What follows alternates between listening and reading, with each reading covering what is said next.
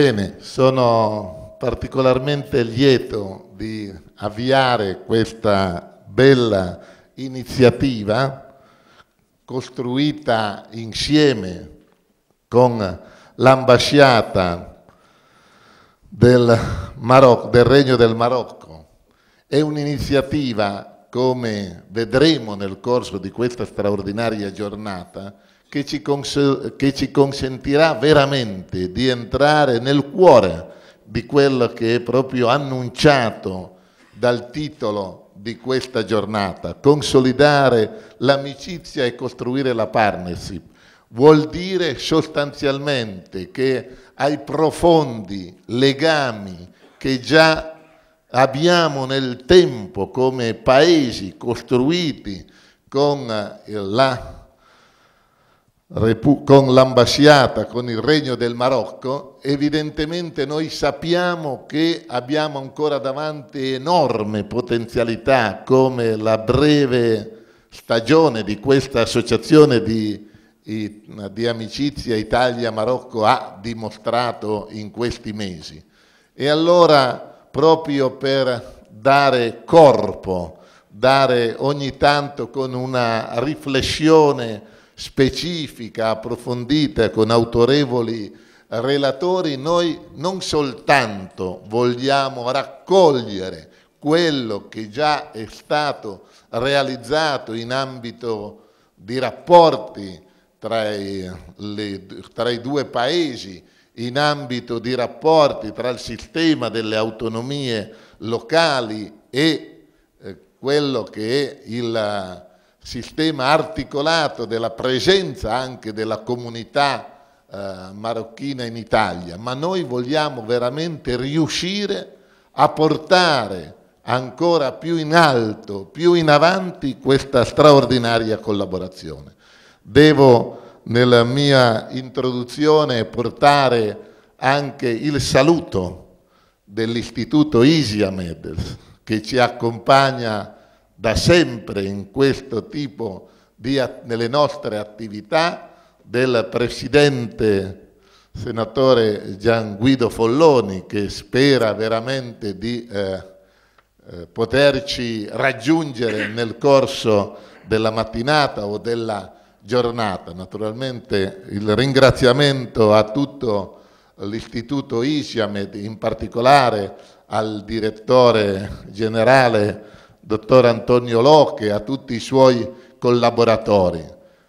Il grande grazie più grande noi lo dobbiamo a Sua Eccellenza l'ambasciatore, perché veramente ci stimola, ci sostiene, si coinvolge, partecipa in qualsiasi latitudine del nostro paese. Noi andiamo a fare degli incontri, delle iniziative proprio per consolidare quell'amicizia. Come dice un nostro motto che io ho sentito tanto negli anni, che l'amicizia è come un sentiero di campagna, o lo percorri o ci cresce sopra l'erba. Noi invece lo vogliamo percorrere, vogliamo insistere, vogliamo fare tutte le marce necessarie. Poi c'è una larga tradizione anche sportiva, di sportivi nel settore da parte del Marocco, ma noi vogliamo veramente raggiungere con questa intensità, e grazie proprio alla grande disponibilità di Sua Eccellenza l'ambasciatore e di tutti i suoi collaboratori, riuscire a fare qualcosa che dia ancora ulteriori possibilità nell'ambito di quelle grandi potenzialità che abbiamo nei vari settori. Quindi io non è che debba prendere troppo tempo in questo nostro incontro, in questa nostra presentazione, perché questa edizione, questo primo appuntamento di tema rappresenta veramente una volontà, una iniziativa che vuole entrare nei diversi temi che saranno trattati nei vari panel per poter vedere quali ulteriori passi in avanti noi possiamo veramente camminare. Le diverse tematiche che saranno ovviamente trattate da autorevoli rappresentanti sono certo da autorevoli oratori, sono certo che rappresenteranno quelle che non sono solo speranze, ma sono già oggi concrete esperienze di cooperazione in corso tra i due paesi. Per cui nel dire un grazie di cuore a tutti voi, nel passare la parola alla Sua Eccellenza l'ambasciatore che copresiede questa nostra bella associazione, e prima ovviamente poi di presentare gli oratori della prima parte del primo panel del nostro convegno, io portando il saluto anche di tutti i parlamentari che hanno aderito e che sostengono l'associazione di amicizia Italia-Marocco, voglio dire un grazie veramente di cuore a tutti coloro che sono intervenuti, sia come relatori autorevoli e sia come operatori, rappresentanti di diversi enti, istituzioni, perché in questo caso, come in tanti altri, solo fare squadra, giocare insieme, renderci tutti disponibili nell'ambito ognuno delle proprie competenze, delle proprie attività, può essere l'elemento decisivo per proseguire in avanti come noi vogliamo, per dare sempre più veramente solidità e amicizia al rapporto tra i due paesi. Grazie di cuore a lei, Eccellenza.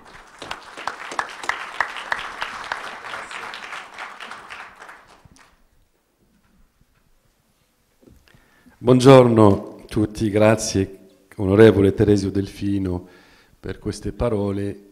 Io non sono pronto a fare un discorso né una relazione per quanto riguarda la tematica di oggi, ma voglio soprattutto in modo molto istituzionale, ma senza formalismo, ringraziare tutte le persone che hanno contribuito a avviare questo processo, quello di celebrare l'amicizia tra il Marocco e l'Italia e creare un ambiente dove si può sfruttare in modo molto più intenso le potenzialità dei due paesi.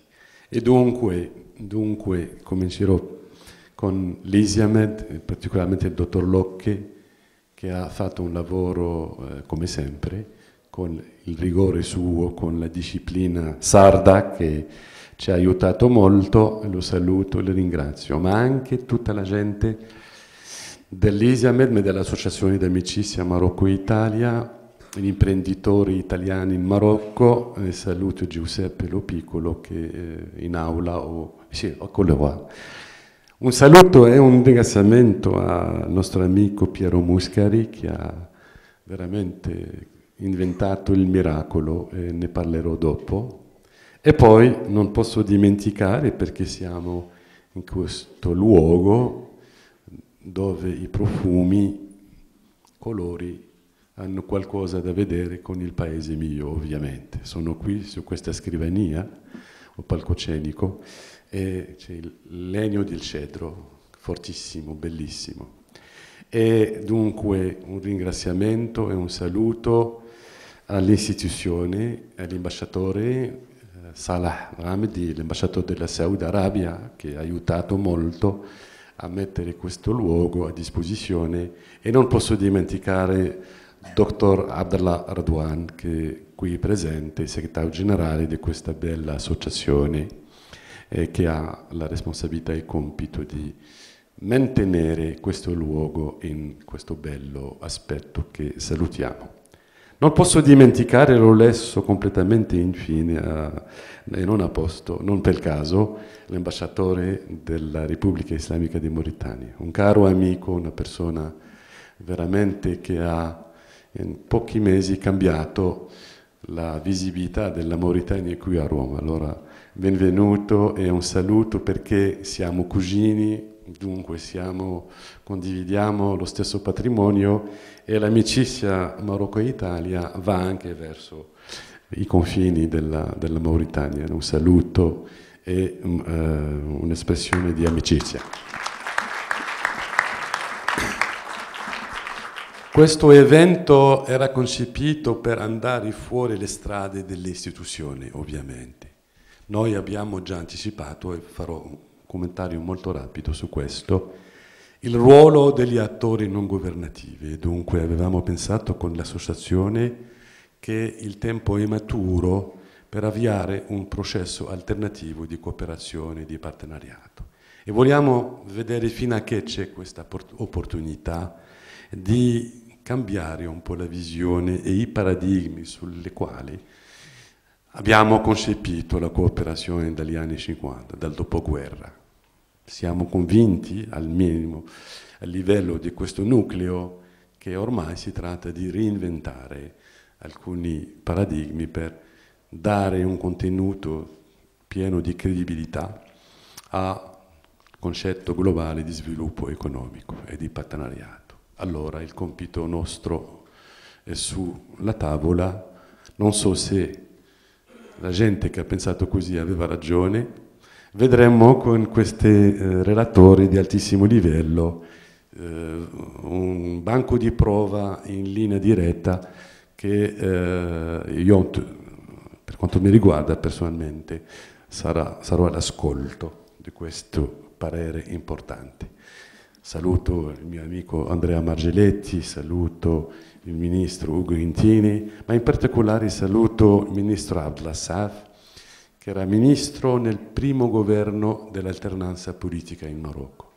E più che questo, forse tra quelle persone che sono specialisti della geopolitica del Mediterraneo nel senso allargato, e ha una conoscenza intima dei fatti vicendi e delle sfide di questa bella regione del mondo. Era presidente dell'Euromesco durante anni e aspetto con molto interesse la sua contribuzione, il suo contributo a questo dibattito, sapendo e saluto l'onorevole Folloni che sta arrivando, buongiorno,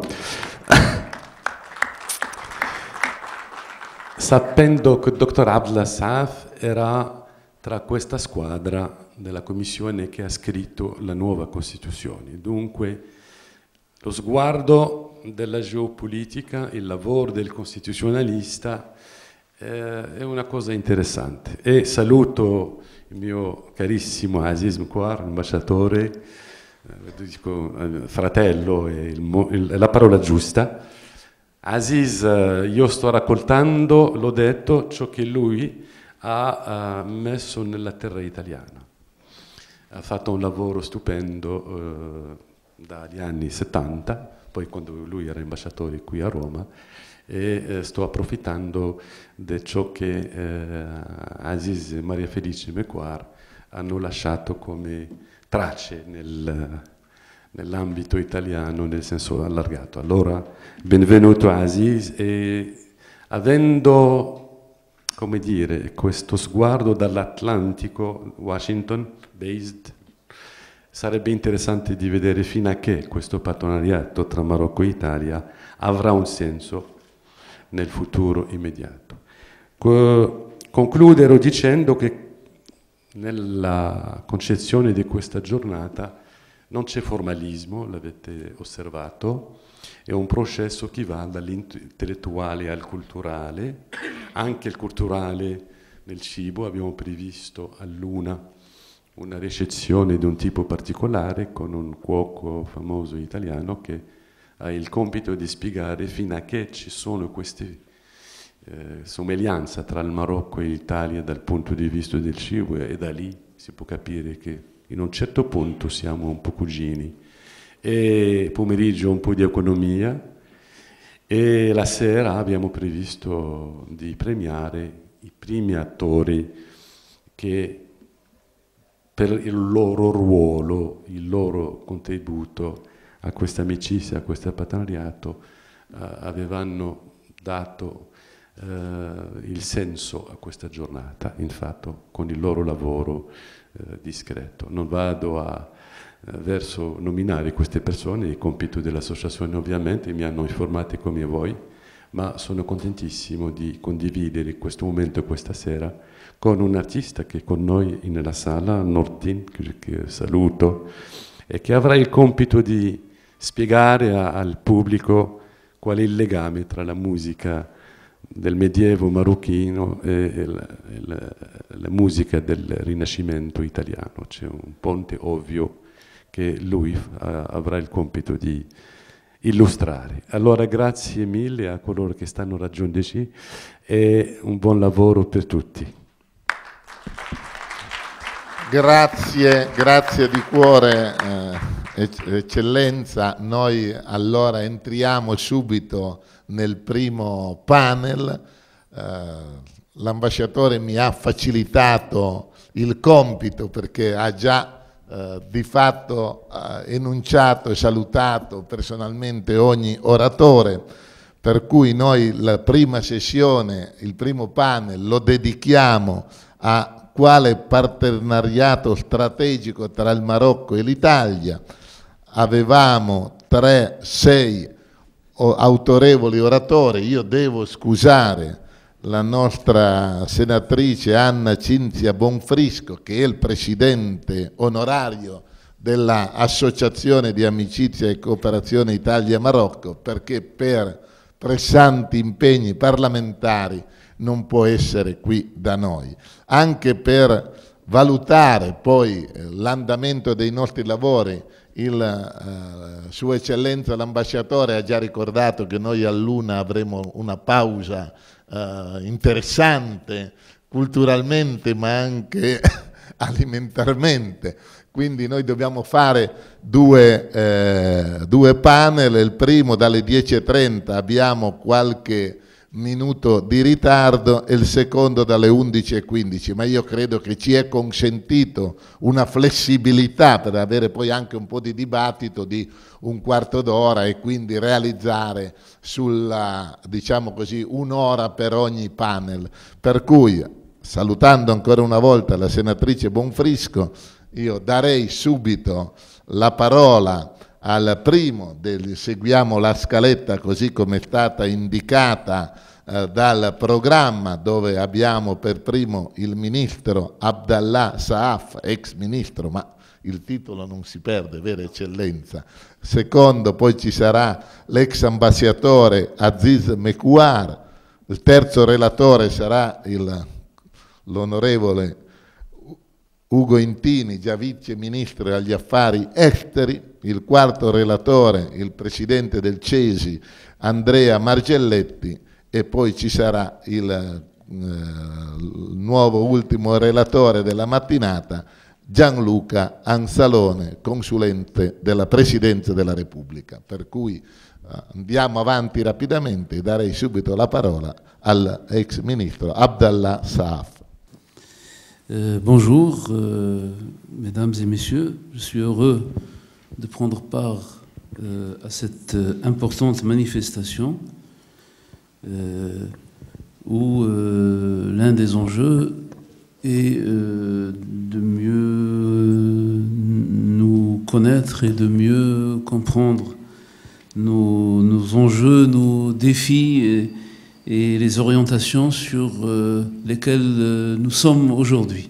En jetant un coup d'œil sur les 3 dernières années des relations maroco-italiennes, sur les chiffres, sur les projets, sur les performances, sur les variations dues à la conjoncture, j'ai été frappé par la dynamique substantielle et très personnalisée, si on peut dire, très différenciée par rapport aux relations que le Maroc développe avec d'autres pays du continent européen. Vu le réformisme qui est en train de se déployer dans notre pays, au Maroc, ne peut que le renforcer davantage. Le réformisme qui est en train de se déployer au pays ne peut que renforcer ces relations très diverses, très riches actuellement. J'ai parlé de dynamique, comme par une dynamique propre et distincte de celle qu'on trouve, par exemple, par rapport à d'autres pays européens, la France, l'Espagne et autres pays.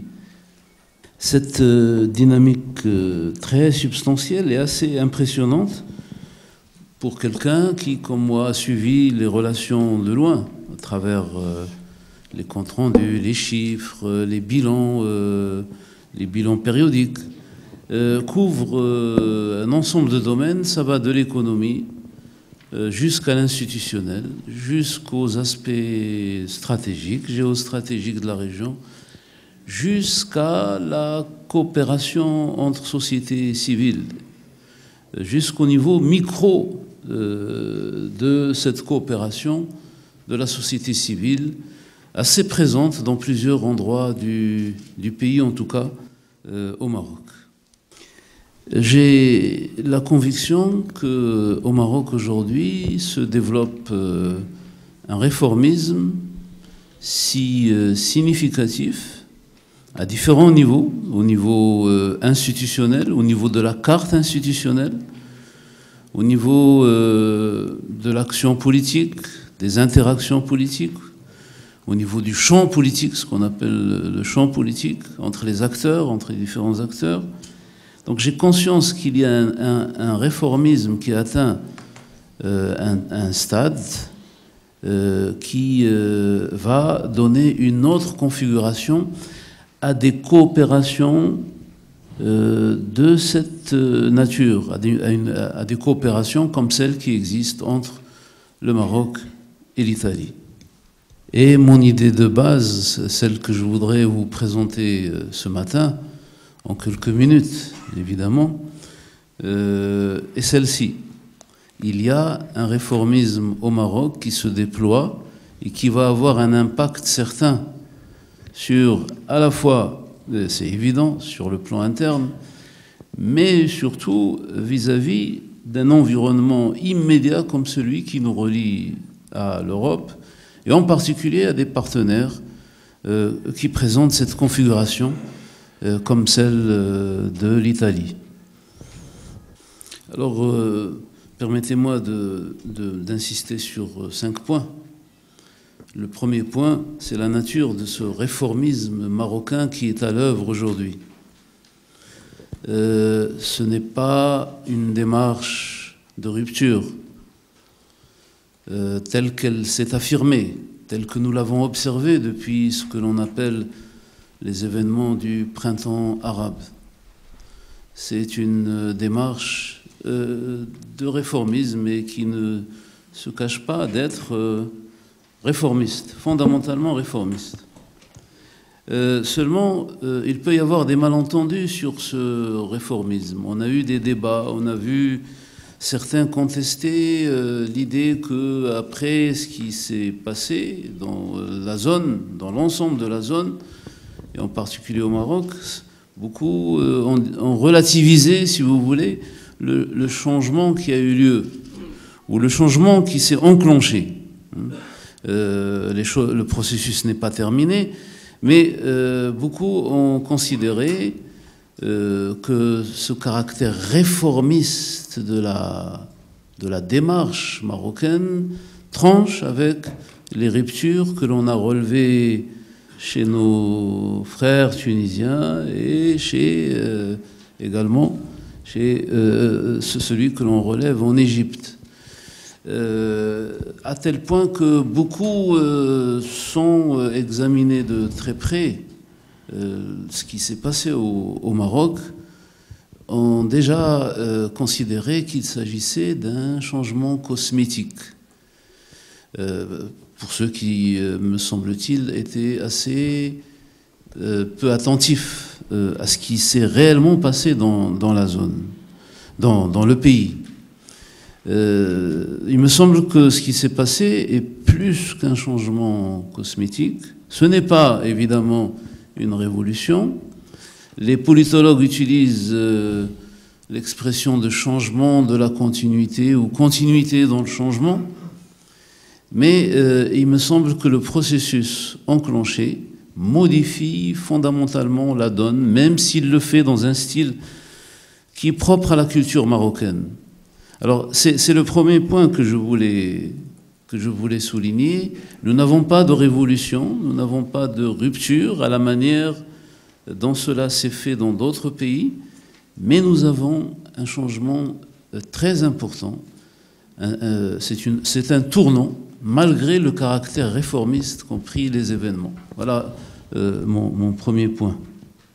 Le deuxième point que je voudrais développer devant vous concerne justement cette démarche, le contenu de cette démarche réformiste. Je pourrais le résumer, même si le processus est inachevé, je pourrais l'appeler une sortie de la monarchie exécutive vers une monarchie plus proche des standards universels de ce qu'on appelle la monarchie parlementaire. Et cela, en donnant quelques exemples, il est impossible ici de présenter, et je pense que le temps imparti à l'intervention ne le permet pas, impossible de lire l'ensemble de la Constitution. Je voudrais choisir quelques aspects saillants, quelques aspects les plus significatifs à mon sens. Premier aspect, vous connaissez l'histoire du Maroc, vous connaissez la configuration, le profil du roi du Maroc, du sultan multiséculaire marocain, et l'articulation entre le temporel et le séculier dans ce profil. Le roi est en même temps commandeur des croyants. Il le reste. Mais un des éléments du débat marocain de la dernière période, c'était cette liaison. De nombreuses forces oppositionnelles réclamaient la séparation entre le temporel et le séculier, si on peut dire. Et en fait, la Constitution, c'est indéniable dans le texte tel qu'il a été écrit par ceux qui l'ont écrit, pose aujourd'hui une séparation entre les deux. Il y a une frontière entre ce qui est temporel et ce qui relève de la mécanique constitutionnelle politique. Ça, c'est le premier exemple. Le deuxième exemple, on le trouve aussi dans la Constitution du 1er juillet 2011, c'est la séparation entre les tâches aujourd'hui attribuées à la monarchie, qui sont des tâches de nature stratégique et qui sont reliées à la question de la continuité de l'État, de l'intégrité territoriale, de l'identité, de la défense des choix démocratiques. Et les tâches de l'exécutif, car là, c'était la confusion. Qu'est-ce qui revenait au roi? Avant, c'était cela le point de débat. Qu'est-ce qui revenait au roi? Qu'est-ce que doit faire le roi? Et qu'est-ce que doit faire un exécutif qui est issu de la majorité à la suite d'élections? Et la réponse qui a été apportée aujourd'hui, qui est formellement écrite et bien établie, à savoir, le roi assume les tâches stratégiques concernant, et stratégiques, tout ce qui concerne les questions, les niveaux que j'ai mentionnés, unité, intégrité, identité, défense des choix démocratiques du royaume, et d'autre part les tâches exécutives qui relèvent des politiques publiques et la délimitation de ce qu'on appelle les politiques publiques est cette fois définie dans des termes précis à travers les compétences du gouvernement. C'est une première, et ça, c'est une rupture qualitative. C'est la grande rupture qualitative. Évidemment, on pourra toujours dire qu'est-ce qui est stratégique, et qu'est-ce qui est politique publique. Le débat va rester, il y aura toujours des redélimitations, des définitions opérées. Mais nous avons, je pense que maintenant, l'un des éléments les plus importants de cette étape, c'est cette démarcation entre les compétences d'une monarchie qui aujourd'hui se situe pleinement dans la cosmogonie démocratique et d'un gouvernement qui se réclame de la légitimité démocratique. Je m'arrête ici ou... Troisième... Comme tu veux, il n'y a pas de problème. Troisième élément, la seule source, ça c'est un élément aussi, c'est un élément fondamental. Désormais, la seule source de législation est parlementaire, alors qu'auparavant, le roi pouvait élaborer des lois. Aujourd'hui, ça, les lecteurs de la Constitution n'ont pas rendu justice à cette nouveauté. Et c'est une véritable rupture. Il n'y a plus de loi possible autre que les textes qui sortent du Parlement. C'est un tournant. Pour les constitutionnalistes, pour les politologues, là, c'est vraiment quelque chose de nouveau. Quatrième élément. Pour les postes supérieurs, le roi, dans la configuration passée, le roi, et tout le monde trouvait cela tout à fait logique, c'était dans la culture de la période ancienne. Il y avait évidemment quelques propositions de réforme de ce point de vue-là, développées par des partis de l'opposition. Pour les hauts postes de l'État, la réclamation était il faut que ce soit le fait des autorités élues.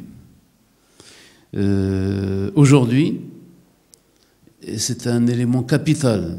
Il a la même importance pour moi que la séparation du temporel et séculier, que la distinction entre les tâches stratégiques et les tâches du gouvernement, que cet aspect concernant le Parlement, seule source des textes de loi, c'est cette question de la nomination. Il y a eu une répartition, il y a une loi déjà qui a été élaborée et qui, le roi dans l'ancienne situation, pouvait désigner jusqu'à 1200 postes de responsabilité. C'est à la fois les directeurs de ministères, les secrétaires généraux, les directeurs de ministères, également certains postes au sein de l'université. Il y avait une multitude de postes, les offices, le secteur public, etc. Aujourd'hui, tout cela est réduit, c'est 1200 postes, globalement, grosso modo. Le roi désigne aujourd'hui 37, d'après le texte qui a été élaboré. C'est aussi une quatrième rupture, etc. Je peux aligner un certain nombre qui montrent que ce réformisme va beaucoup plus loin que ne le laisse supposer certaines lectures, à mon avis, trop expéditives, qui jugent trop vite les choses sous la grille de légers changements, petits changements réformistes, etc. C'est des changements décisifs, déterminants. J'irai plus rapidement sur la suite. Alors, la première idée que j'ai développée, c'est que le réformisme marocain, bien que n'ayant pas un aspect spectaculaire, n'en est pas moins assez lourd de changements. Ça, c'était la première idée. La deuxième idée, j'ai essayé de donner quelques exemples qui montraient cette lente sortie de la monarchie exécutive vers une monarchie quasi parlementaire, presque parlementaire, selon les critères, selon les standards que l'on observe autour de nous aujourd'hui dans dans des systèmes proches. La troisième idée que je voudrais souligner maintenant concerne le caractère inachevé du processus de réforme en cours. Déjà dans la Constitution, pour ceux qui ont lu la Constitution, elle-même laisse la place à une vingtaine de lois d'exécution sur différents points, des droits fondamentaux, les lois organiques concernant le Parlement, concernant les conseils, concernant le gouvernement, etc., à différents niveaux. Une vingtaine de lois organiques ont été prévues. Pour être plus exact, 18 lois organiques et 2 ou 3 lois ordinaires devaient compléter le dispositif. Alors, peu importe ce que seront ces lois ou le contenu de ces lois, ce que je veux souligner dans ce troisième point, c'est que ces lois, ces précisions qui vont être apportées, comme on l'a déjà constaté pour les premières lois adoptées jusqu'à aujourd'hui, depuis l'adoption de la Constitution, vont exprimer les points de vue qui vont se confronter dans la société. Et l'équilibre sera quelque part entre les différentes positions. Je veux dire par là que la lutte politique durant les 5 prochaines années, puisque la Constitution impose d'achever l'ensemble des lois dans cette législature qui s'étend de 2011, novembre 2011, jusqu'à 2016. Eh bien, toutes les lois doivent être adoptées. Alors, ce que je soutiens ici, c'est que ces lois vont être l'objet de luttes, de courants, de divergences, de batailles dans le champ politique, ce qui donne une certaine vie à l'organisme politique marocain. Et quelque part, il y aura des équilibres selon les points de vue qui vont l'emporter. De ce point de vue-là, les processus sont ouverts, mais ce n'est pas arbitraire, ce n'est pas ouvert sur toutes les éventualités. Voilà cet troisième élément. Et je termine par une dernière idée. J'en avais 5, mais je me limiterai à 4. On a pris l'habitude, je termine mon exposé par là, on a pris l'habitude d'encadrer les perspectives d'évolution du système marocain par 4 scénarios. Pas simplement marocain, dans toute la zone. Dans toute la zone, on a pris, les politologues, cela est développé dans beaucoup d'écrits, ont pris l'habitude de dire qu'il y a 4 scénarios dans la zone arabe. Le premier scénario, des changements insignifiants, des changements symboliques, ce qu'on appelait tout à l'heure cosmétiques, des petits changements qui en fait ne reflètent pas vraiment une démarche réformiste. Premier scénario. Ça semble, ou le surplace, ou le statu quo, ou même un retour en arrière, ça semble pas être le scénario privilégié par les observateurs, les analystes. Ils considèrent que c'est intenable, que ça ne peut pas se faire. Il y a un tel développement de la demande sociale, de la demande populaire, même un changement des élites, un changement, et même des gouvernants, de la classe politique professionnelle, que ce n'est pas un scénario envisageable. Donc on écarte ce premier scénario. Le deuxième scénario est celui de changements, de réformes ponctuelles pour la survie. Il est différent du premier scénario.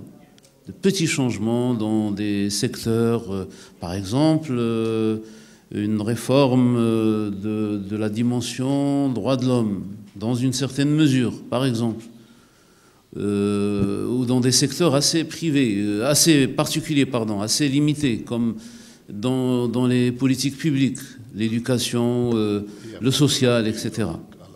Là aussi, ce deuxième scénario ne semble pas satisfaisant et ne semble pas répondre à ce qui est demandé de part et d'autre dans les réalités arabes de manière générale. Le troisième scénario, quant à lui, se fixe sur les réformes moyennes, des réformes assez importantes, de nombreuses réformes dans de nombreux secteurs, parfois articulés, et qui pourraient créer une dynamique à long terme. Et c'est ce qu'on appelle la transition démocratique. Ce troisième scénario, donc, retient l'attention. Et puis, le quatrième, c'est celui de la transition directe, la transition démocratique. Du jour au lendemain, on passe de l'autre côté. Même si les expériences que nous avons connues sont des expériences où les gens, après avoir fait la transition démocratique, constatent, c'est à peine qu'ils commencent à parler de transition démocratique. Donc, on peut écarter les deux premiers scénarios. Dans le cas marocain, il me semble que nous sommes entre le troisième et le quatrième scénario.